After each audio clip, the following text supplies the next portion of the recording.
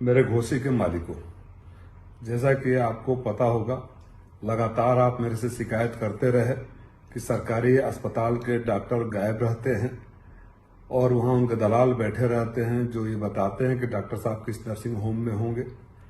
दवाइयाँ बाहर लिखी जाती है, वहां के डॉक्टर मरीजों के साथ बदतमीजी करते हैं, सुविधाओं का अभाव है।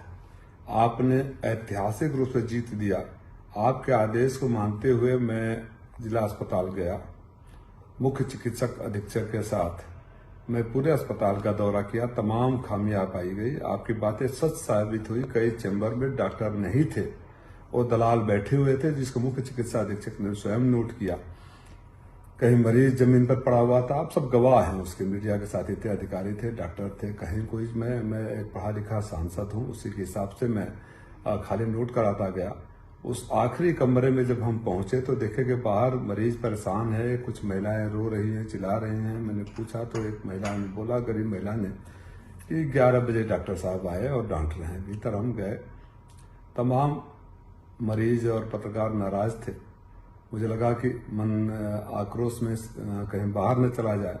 मैं सबको मना किया। मैं बोला मैं बात कर रहा हूं, मैं डॉक्टर से सिर्फ इतना ही कहना चाहता था कि हम पढ़े लिखे लोग हैं, मारपीट नहीं करते हैं। किसी ने कहा कि 11 बजे आते हैं, 12:30 बजे चले जाते हैं, फिर घर पे बुलाते हैं। किसी ने कहा कि बदतमीजी करते हैं, किसी ने कहा कि हेलमेट चला कर मारते हैं, किसी ने कहा कूटते हैं। तो मुझे लगा कि माहौल खराब हो रहा है। मैं डॉक्टर को समझाऊं कि पढ़े लिखे डॉक्टर मारपीट नहीं करते। वो हमसे बदतमीजी करने लगे, बहरहाल बदतमीजी करने लगे। मैं समझ गया कि जो इनके खिलाफ शिकायतें आती रही और तमाम FIR इनके ऊपर दर्ज है वो सही है।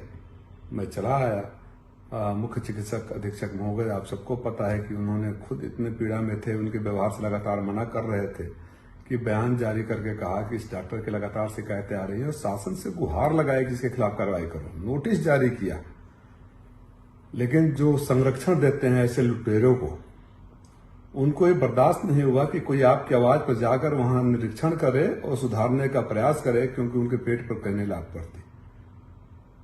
उनके सह पर डॉक्टर के जवाब को, जो शो का नोटिस मिला था, जवाब को ही पुलिस की कॉपी निकालकर मुकदमा मेरे पर दर्ज कर देती है। ये अद्भुत घटना आपके मऊ में, ये कारनामा मऊ में ही हो सकता है कि जिसके सबसे बड़े डॉक्टर अधिकारी ने, जिसके खिलाफ, जिस डॉक्टर के खिलाफ अनुशंसा करी हो, कठोर कार्रवाई की शासन से गुहार लगा रहा हो, पत्र लिख रहा हो, उस डॉक्टर को बचाने के लिए उस सांसद पर ही केस करा दिया गया जो आपके सवाल पर वहां गए थे।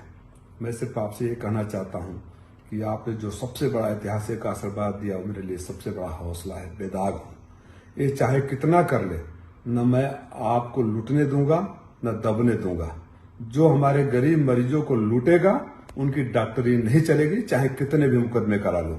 जो दवाई बाहर से लिखने के लिए बोलेगा, जो डॉक्टर घर पे बुला के इलाज करेगा, जो मरीजों से बदतमीजी करेगा, उसके खिलाफ हम घेराव करेंगे, कार्रवाई करेंगे और सदन तक आवाज उठाऊंगा। इस मुद्दे को कोई सोच रहा हो कि राजीव राय को डरा दिए, आपका ये बेटा, आपका भाई डरने वाला नहीं है।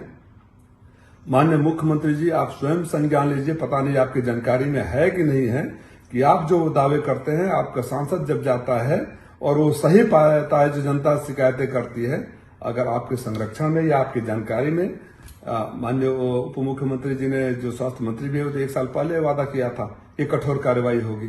तो जो उप मुख्यमंत्री ने वादा किया, जो मुख्य चिकित्सा अधीक्षक गुहार लगा रहे हैं, लेटर लिख रहे हैं, अगर उस पर कार्रवाई नहीं हुई तो आपकी आवाज उठाने वाले पर जो कार्रवाई करता है उसके खिलाफ तो जनता सड़कों पर उतरेगी। और जिन लोगों ने भी ऐसे संरक्षण दिया है उनको तो जनता की नजरों में आज कहां खड़े होंगे, वो स्वयं सोचे।